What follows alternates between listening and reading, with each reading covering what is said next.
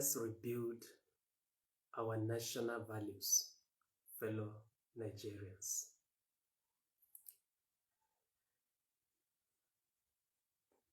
What are values? Or what is a value? The Merriam-Webster dictionary, as currently updated, does full justice to this word or idea pronounced as value. And that's where we are also going to look for a start. First, value as a noun. Definition: the monetary worth of something, market price. 2. A fair return or equivalent in goods, services, or money for something exchanged. 3. Relative worth, utility, or importance. A good value at the price had nothing of value to say. 4. Something such as a principle or quality intrinsically valuable or desirable. Sought material values instead of human values. W.H. Jones. 5. A numerical quantity that is assigned or is determined by calculation or measurement. Let X take on positive values. A value for the age of the earth, etc. Secondly, value as a verb. Valued, valuing. Definition: as a transitive verb. 1. To consider or rate highly, prize, esteem. Values your opinion. 2a. To estimate or assign the monetary worth of, appraise. Value a necklace. B. To rate or scale in usefulness, importance, or general worth. Evaluate. Thirdly, value as adjective. Definition: of, relating to, or being a brand of inexpensive products marketed as an alternative to other, more expensive brands. Consumers choosing between premium brands and value brands. As the economic downturn sets in, value products have been legitimized, leading rich and poor alike to buy them. Andrea Fested. Synonyms as a noun: cardinal virtue, distinction, excellence, excellency, grace, merit, virtue. Synonyms as a verb: appraise, assess, estimate, evaluate, guesstimate, rate, set, valuate. For the purpose of our conversation here, the emphasis is on value as 1. Principle, merit, virtue, quality, excellence, benefit, durability, and satisfaction. And 2, product, service, or outcome synonymous with the idea itself.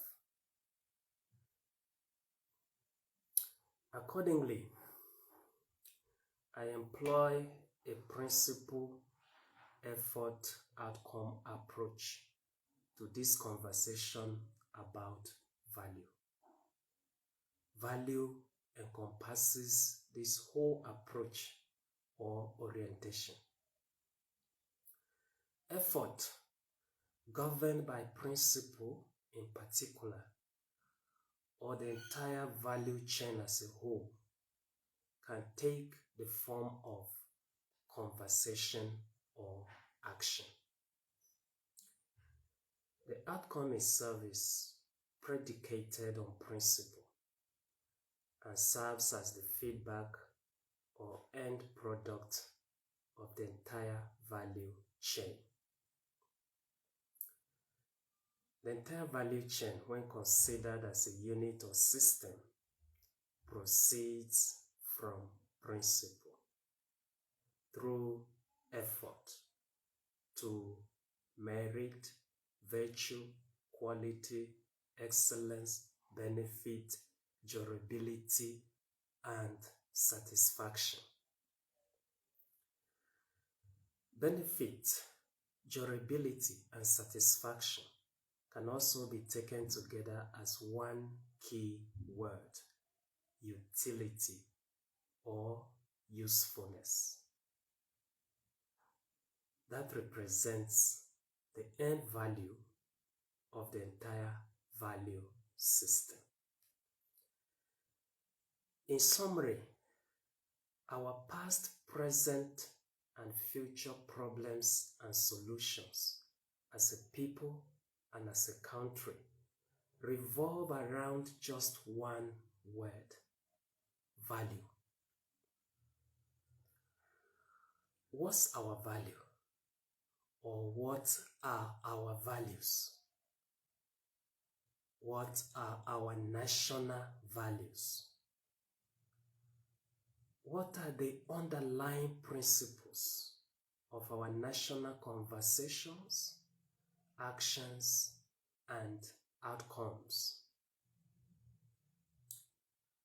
Are we, the majority of Nigerian citizens, able to elect our leaders in the current political system and also enjoy useful and durable products like roads, bridges, and electricity, as well as excellent quality services like health, education, communication, and recreation?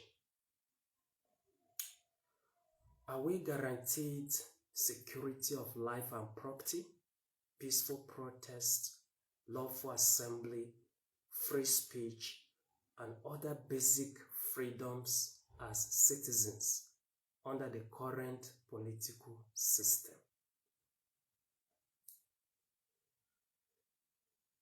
Is there transparency, accountability, and justification for our yearly main budgets and supplementary budgets? Do we respond soon enough as citizens, and rightly too, to issues and crises that keep coming up and getting the system overloaded to breaking point? Are we actually practicing democracy as a nation and enjoying dividends of democracy as well?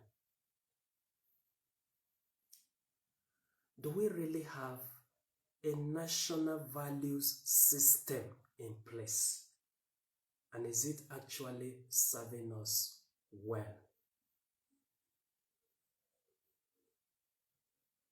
These are the fundamental questions of the conversation for each and every one of us now. And we should quickly position ourselves to answer for ourselves as well, even after this conversation.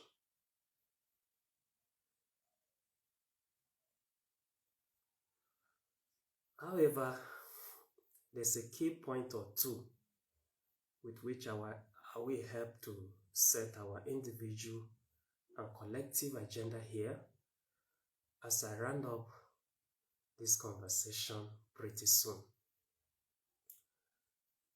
1. When we think national values, let's equally think socialization or transmission of these values. 2. And when we think socialization, let's also think the educational curriculum or education curriculum. From our elementary school knowledge, we all know the 5 basic agents of socialization to be 1. Family, 2. Peers, 3.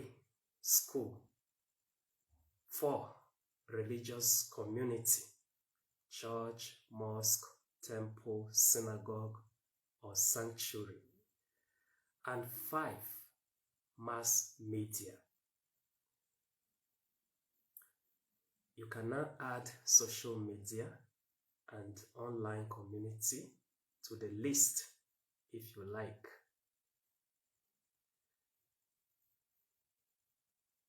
It's now wrong, it has always been wrong, to talk about the role of just 1 or 2 agents of socialization in the social and moral upbringing of a child or person who's going to help build our nation, without talking about the rest. We should actually talk about all the agents of socialization, the role of each and every one of them in bringing up children, adults, citizens who should build our nation. Let's start with 1, the family. Traditional values like faith, spirituality, prayer, daily household hygiene and routines, friendly greeting to daily neighbors and acquaintances, openness to parents and elders about one's whereabouts, going out in good company, sexual purity, decency, self-control, hard work, discipline, and respect for elders and constituted authorities have always been learned practically from the family. And the role of the family here remains sacrosanct.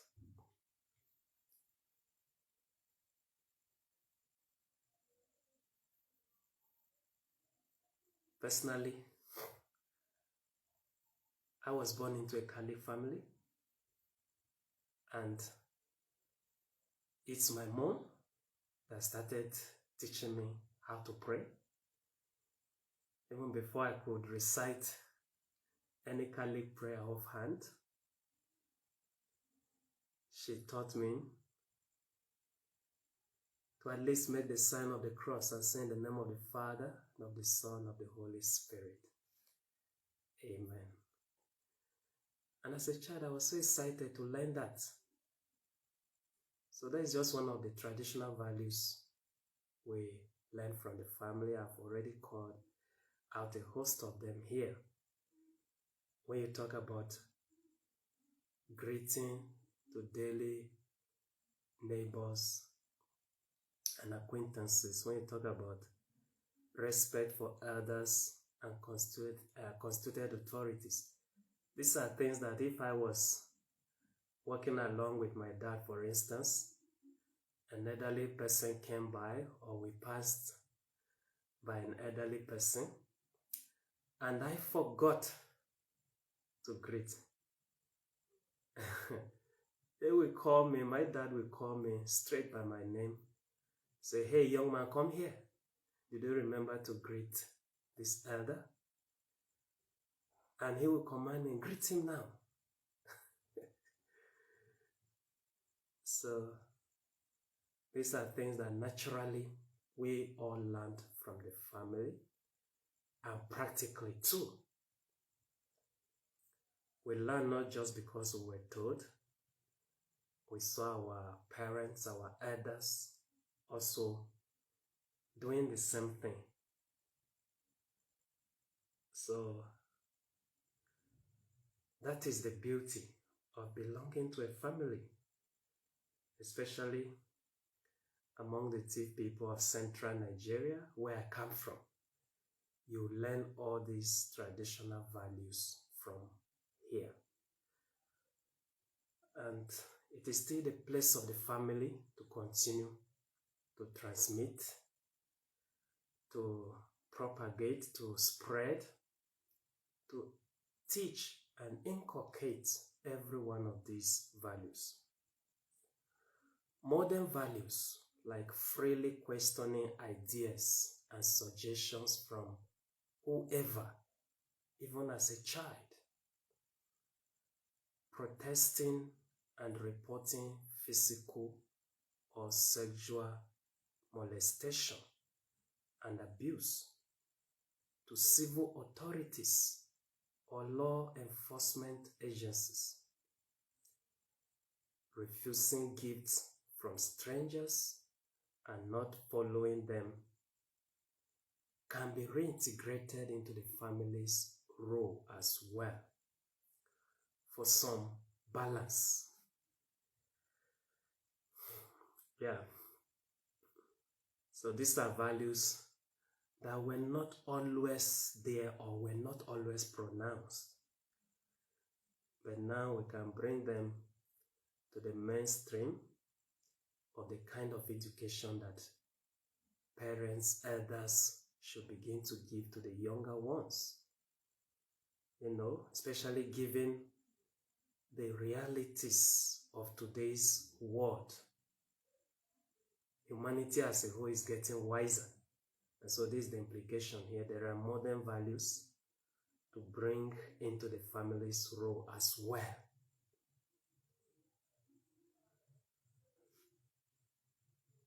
In fact, vocational and character training starts in the family and should continue in school. The family should not be negligent to this role, and the school should not be overloaded with the role. 2, peers. Peers are often the most powerful, but not necessarily the most positive and purposeful agent of socialization. They are useful too, especially for purposes of exploration, exposure, innovation, and adaptation in life.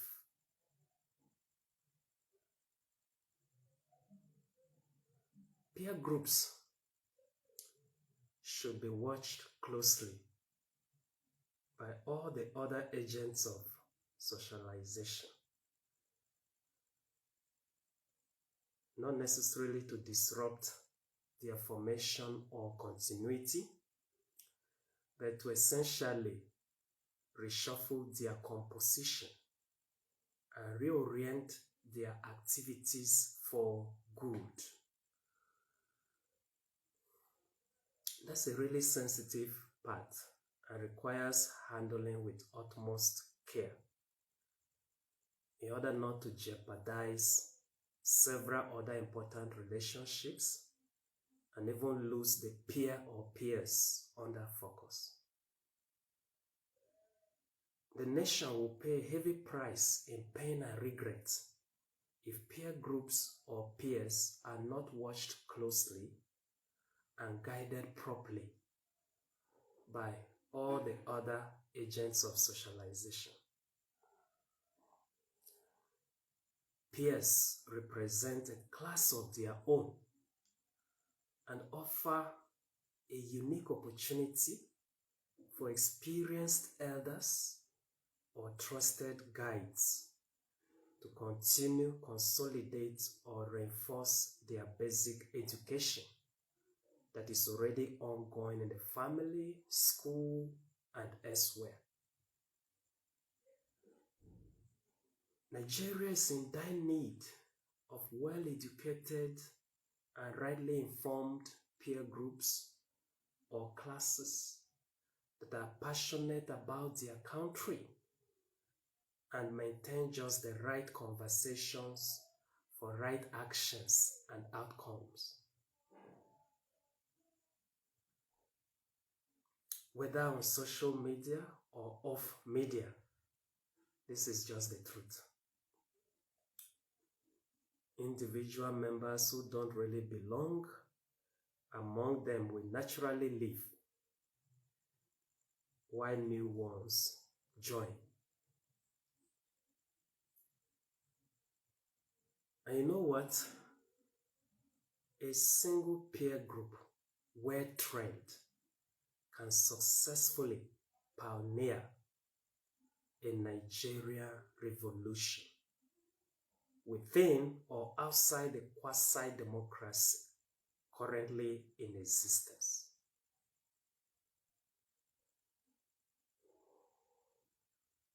Three, the school. The school is formally at the center of the entire socialization chain or system. But that's not often the case in practice. Regardless, the role of the school in building any nation on earth cannot be overemphasized. The school should evaluate the home training of every child or adult before introducing the school training. The focus should be mainly on personal character, interaction, work ethics, and skills. School training should then start from here.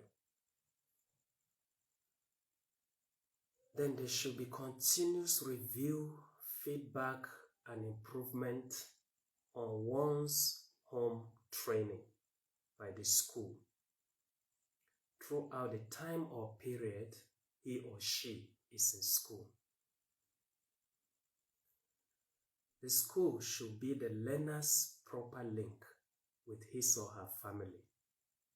No other non-agent of socialization can conveniently and effectively play the part of intermediary here. After all, education in all forms, including formal education, started in the family.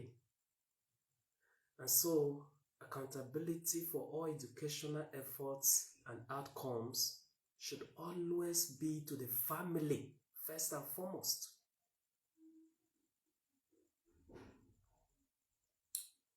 The concerned class or subject teacher of the learner and the professional guidance counselor in particular should not necessarily write scathing remarks about the learner's moral behavior in school inside the end of term report. They call the learner's parent on phone from time to time, and better still arrange for a physical meeting with the learner in attendance, as well as the parents or guardians, to discuss the learner's progress in character and learning, highlighting both areas of strength and weakness, and proposing an action plan to collectively and comprehensively remedy a hindrance to progress that is from the family. Remedy a hindrance to progress that is from the family.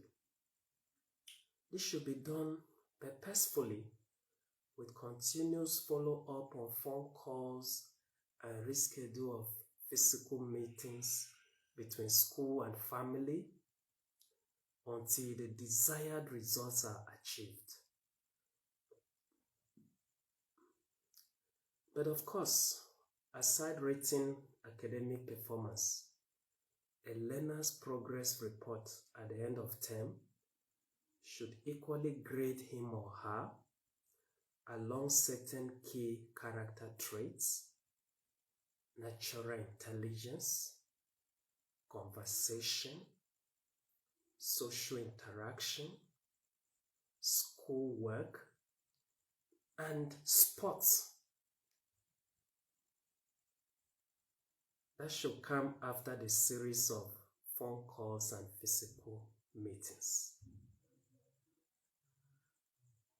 Another important point is that peer groups begin to form significantly in school and among classmates in particular. This presents a unique opportunity for trusted and competent school administrators, guidance counselors, and teachers to not only identify and join these informal classes, but also introduce and deliver curricular, co-curricular, and extracurricular topics and lessons, a more relaxed atmosphere and avenue within or outside the official school timetable.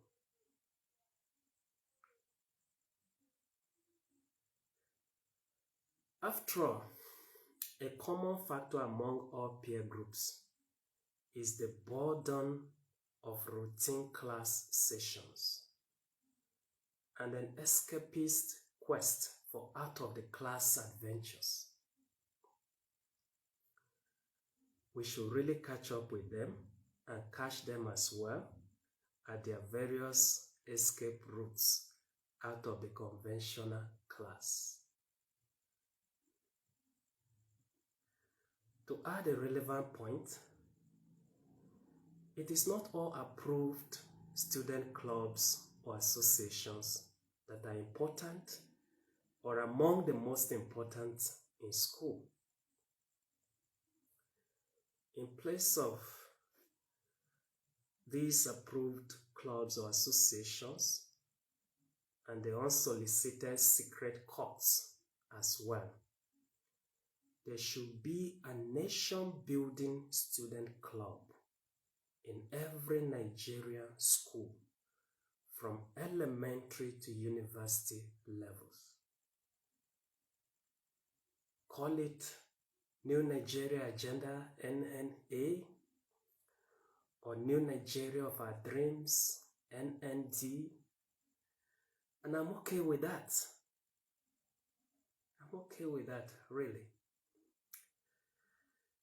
Let the school assign it a full week as New Nigeria Week, with an hour or two of the school timetable each day.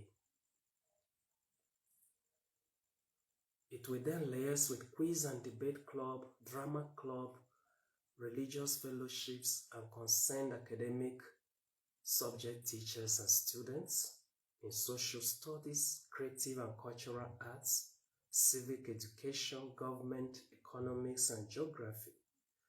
So together they will rethink, apply, develop, and present valuable curricular, co-curricular, and extracurricular content for students and the entire school community during the daily sessions.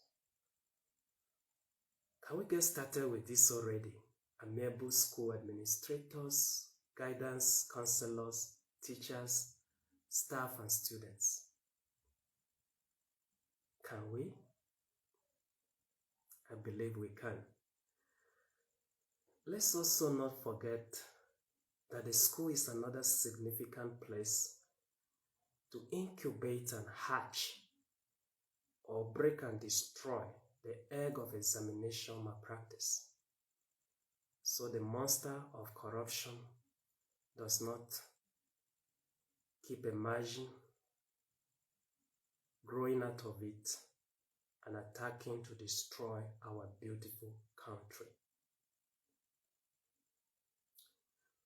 Examination malpractice through cash or sex for marks, leakage, impersonation, copying answers on the board for mass cheating, browsing answers on phone via internet, reading answers from notebooks or text, verbal telling of answers to another exam candidate, giraffing, and other means or forms must be decisively fought now and defeated by all means.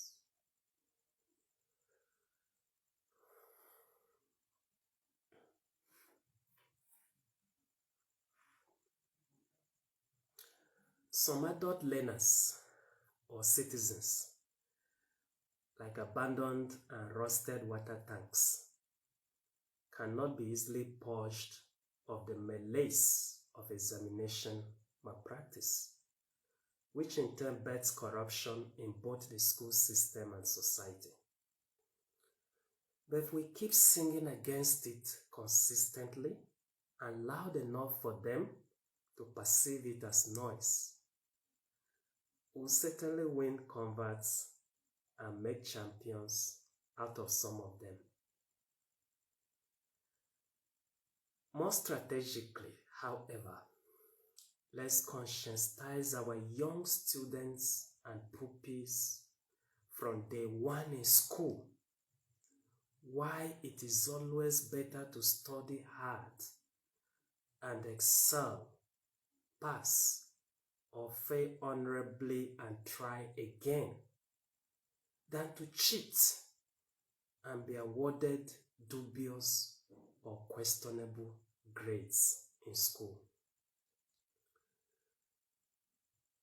Let's be sure they are fully convinced and take an independent position early enough in life.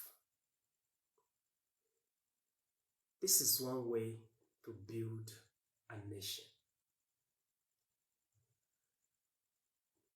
4 is talking of agents of socialization, and here we have religious community. A religious community, church, mosque, temple, synagogue, or sanctuary, is sometimes the most positive and most influential agent of socialization, but not at all times. A religious community readily avails adherents and followers with sermons on the much needed national values of faith, honesty, hard work, compassion, justice, and integrity. Only for most followers, and indeed religious preachers or leaders, to live in breach of these very values without correction, suspension, excommunication, or sanction from its internal mechanism. Regardless, Nigerians in particular are so emotionally attached to their religious leaders, preachers, and communities today that they will freely give their obedience without necessarily thinking or rethinking their obedience.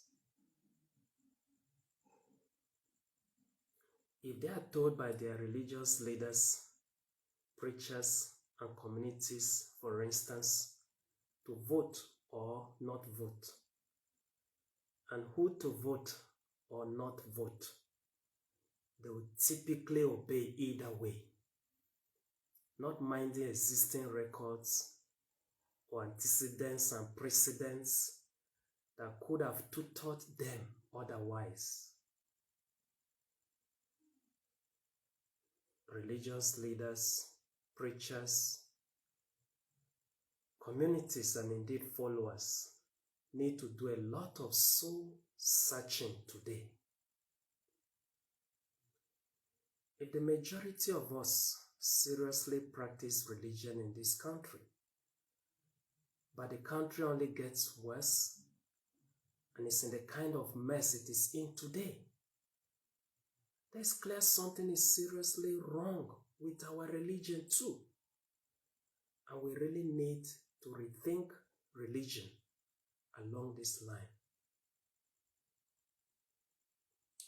Aside its internal mechanism, a religious community may set up and control or administer both a school and a mass media organization. They are supposed to work closely and intentionally together, then to salvage the mess Nigeria is in today. In fact, most religious communities in Nigeria today directly or indirectly comprise and influence all the non-agents of socialization in society. Then how can everything be so wrong? How can non-practitioners of religion be wrong if they accuse religious communities, leaders, preachers, and followers themselves of failing this nation?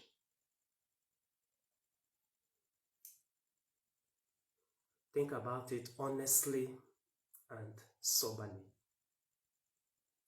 Examine yourself and your religion.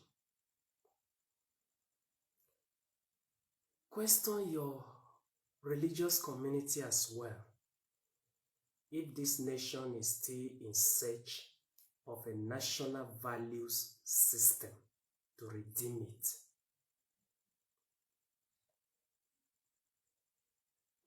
If religious communities, leaders, preachers, and followers will always be taken seriously in the national scheme of things going forward, let them do their soul searching together.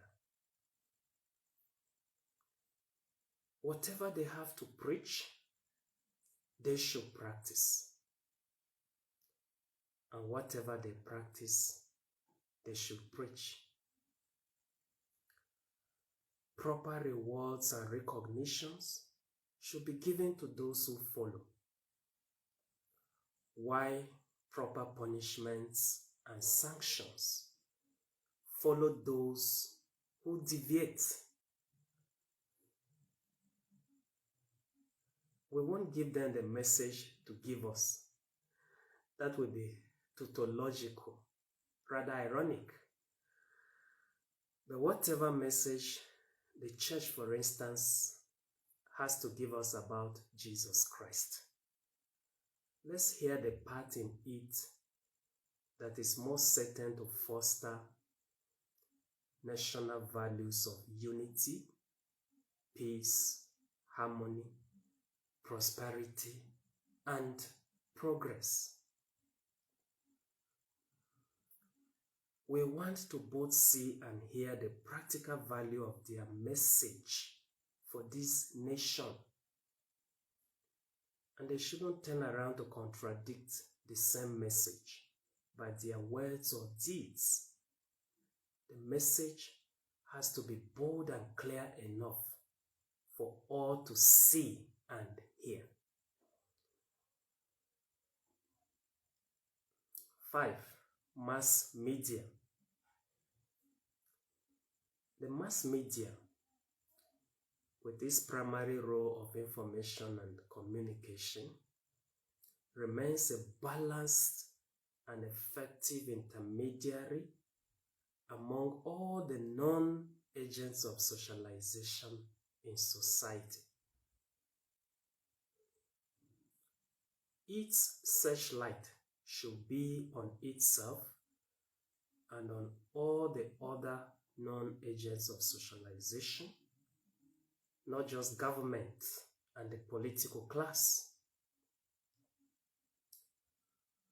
Whatever are the roles and failings, successes and failures, strengths and weaknesses, limitations and opportunities of each and every agent of socialization in the upbringing of morally upright, intellectually sound, emotionally mature, socially balanced, vocationally equipped, economically sufficient, and politically vibrant citizens who will build a new Nigeria of our dreams.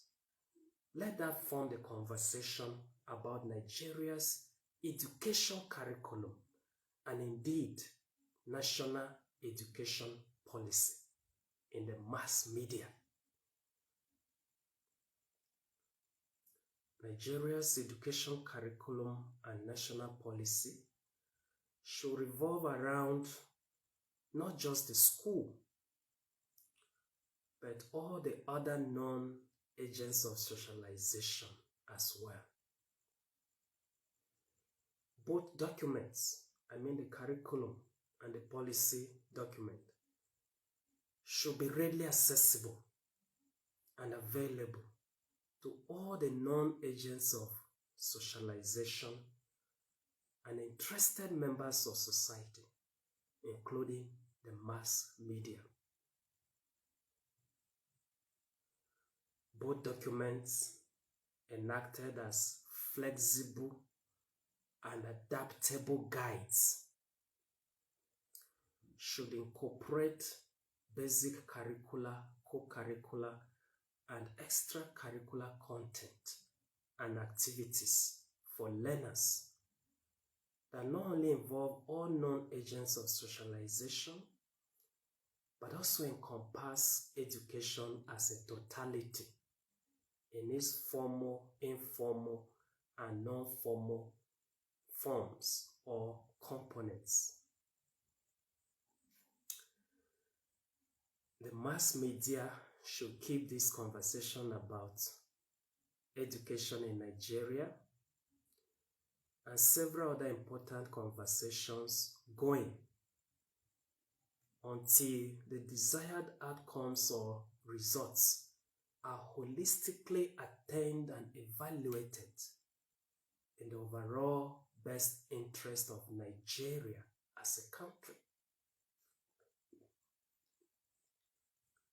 To its credit, the mass media is steadily reporting on lawless killings against citizens, as well as embezzlement by public officials going on under the watch of Nigerian government and politicians. That's his professional and statutory role and should not be abdicated for anyone else. The continuous stream of information pouring into the public governance space from the mass media will certainly help Nigerians to hold both elected and unelected leaders or officials accountable in due course. If President Tinubu or former President Buhari, for instance, is later found culpable at 120 years, he will definitely be arrested, tried, sentenced, and executed or jailed, as the case may be. If he's not around by then, his wife, son, or daughter will represent and deputize him accordingly. After all, they are all partners in crime, and they don't condemn what any one of them is doing so badly to this nation. Aside its role in relationship to society, the mass media, which currently maintains a strong presence and lead on social media, should really deploy its internal mechanism to better orientate Nigerians on better communication for better results in nation-building dialogue and efforts. Every conversation about Nigeria, formal or informal, should be timed and orderly, with only a speaker allowed to speak for an allotted time before another responds or takeover. Mass media practitioners should learn to listen and never interrupt before the allotted time for a timed speaker or conversation elapses. And so should the generality of Nigerians. If mass media practitioners and their guests start interrupting or shouting at each other on live programs and even in newspaper cartoons, then even if the sensitive topic in question is politics or sports, the concerned media organization should quickly end the program, followed by a public apology for the sake of its brand identity and reputation. Otherwise, Nigerian citizens will have to start boycotting it, both on social media and off media. A country where every citizen talks at the same time, interrupts at will, and no one listens, cannot make any meaningful progress or head start in managing its affairs. The mass media should champion the real value or idea here, and so should the rest of us. Related to the point just made is this equally important point. In every conversation, emotion is welcome. So is intelligence and character. Emotion is welcome, so is intelligence and character. All three must coexist and correlate. We can all have a meaningful conversation without turning it into a shouting match. And we can criticize both brilliantly and effectively without insulting or mocking anyone. We can also discuss Nigeria without mention or influence of ethnicity, religion, region, and party. The mass media in particular can talk and equally help Nigerians talk about a Nigerian at the center of a national or international success story or crime, without mentioning his tribe, religion, or party, if that isn't really necessary or helpful. Stereotypes raised by anyone against a Nigerian tribe or religion are better rebuked or prosecuted on the spot by detribalized Nigeria from wherever, instead of being turned to talking points in the mass media as well as social media. I think every media organization should make a few basic communication rules on these points of values and share for wider reading or publicity, even before inviting guests to their live programs. Relevant country laws articulating same should be well publicized, reviewed, and enforced as well.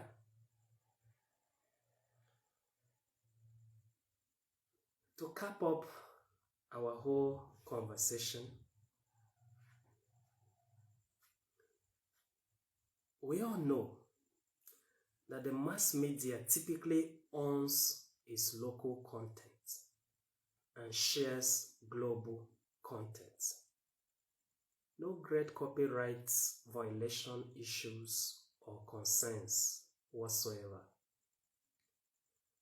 And so the mass media should naturally be at the vanguard of copyright promotion and protection, even on social media.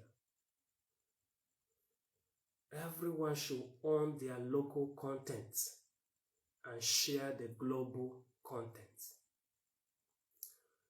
By local content, I mean newly created or original content just posted in analog or digital media by its original creator.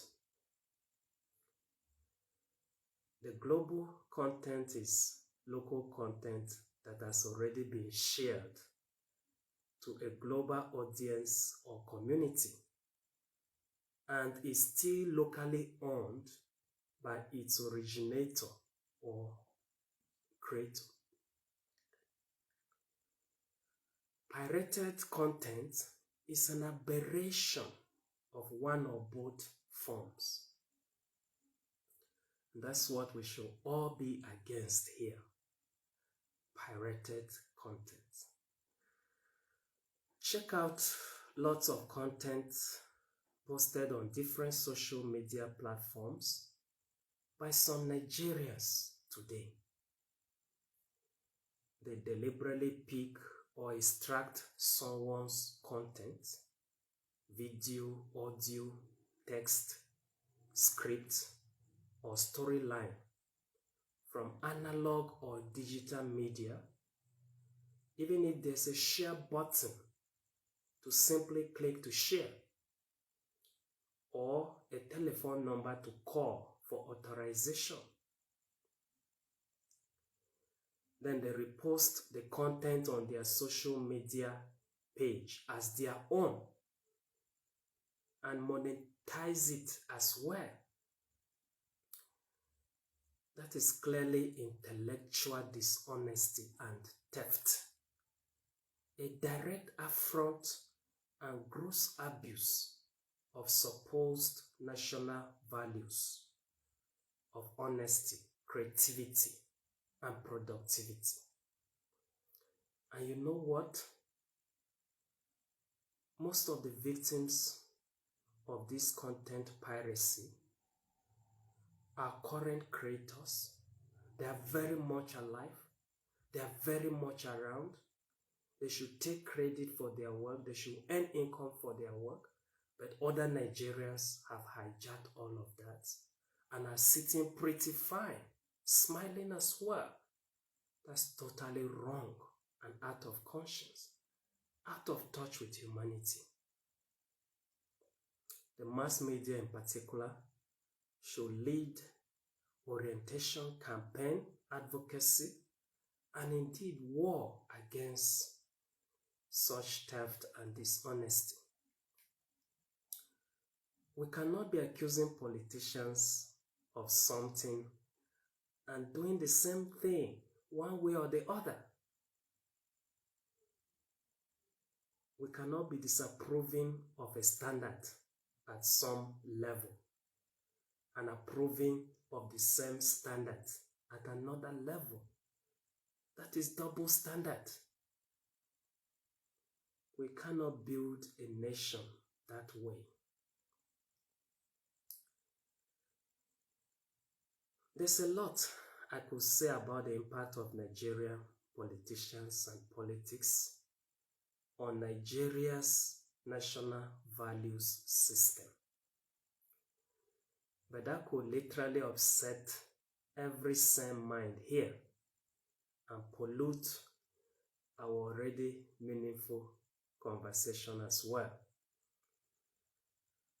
What I would rather round up with is a synopsis of our attitude to Nigerian politicians. If we already know they are mindlessly stealing from our supposed commonwealth, leaving us in avoidable lack and tragedy, why do we still follow, defend, celebrate, and even worship them? Why are we never angry enough to stone or pour petrol on these big thieves and set them on fire, the same way we do to small thieves that are equally victims with us in the same situation of public theft and fraud? If that's against the law, why do we easily shy away from confronting corrupt and wicked politicians and removing them from the public governance space without even trying, on the pretext it's extremely difficult or impossible to do so, only to turn back and pull even more extremely difficult, impossible, and risky stunts in local, national, and international crime?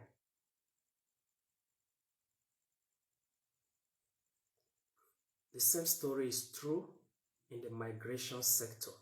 What a lot of Nigerians go through in the name of migration to Europe and even African countries, if those experiences are put together, you will conclude that the efforts, or rather half the efforts they put into all of that, they could have put into changing the situation of things in this country. Our forefathers and ancestors certainly didn't bet the set of fools and cowards that we are today. Intercommunal and intertribal clashes and wars were quite frequent among them. But not for once did a young adult turn back from the war front. Whoever was turned back for whatever reason cried his heart out in silence without showing a tear, and showed not his face in public for a long time as well. Once it was clear which was the winning or losing side in the war, the losing side initiated peace talks and accepted the terms of the winning side without prolonging the war unnecessarily. I mean, these guys were quick to settle even their conflicts and differences, no matter how often that happened. But here in Nigeria, you are talking of security crisis of how many years ago they are not dealt with. Another comes up, and mostly because we the citizens are complacent as well. We are timid, and if I will put it mildly, we are stupid. Because we are not completely hopeless and helpless as it seems. We are our own cause of defeat. What I call self-defeat. And every reasonable person out there can agree with me. We should all learn wisdom and courage from our forefathers and ancestors in this our new quest to build a new nation. It's one of the reasons I still advocate the return of history as an academic subject to all of our schools, especially now that some of you, for joblessness or hunger, are stupid enough, like your politicians, to think that knowledge of your history and the history of your tribe and country is no longer important.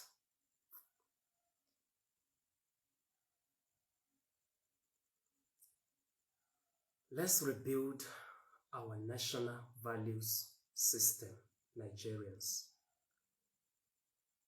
to build ourselves the new Nigeria of our dreams. Let's be the new agents of socialization and change this country is in dire need of.